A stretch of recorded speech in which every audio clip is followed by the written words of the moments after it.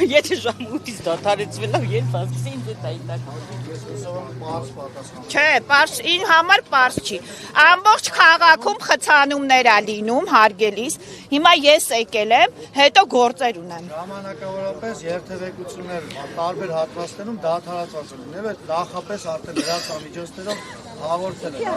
Այսինքն մենք քաղաքացիներից մենակ հարկատու ենք, հա, այս երկում ոչ մի իրավունք չունենք, մենակ պարտականություններ ունենք։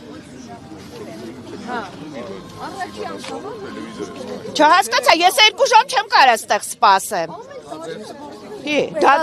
Ոչ, դա իմ խնդիրը չի։ Իմ խնդիրը չի։ Դա երկրի խնդիրն է։ Ներողություն ասում են, որ պետական արարողակարգով է պայմանավորված, նաև Փաշինյանը, մյուս պաշտոնյաներն են գալու։ Այն մարդը ոչ ցեղասպանություն անդունում, ոչ ցեղասպանության հետ կապ ունի, ինչ գործ ունի այսօր ընդեղ։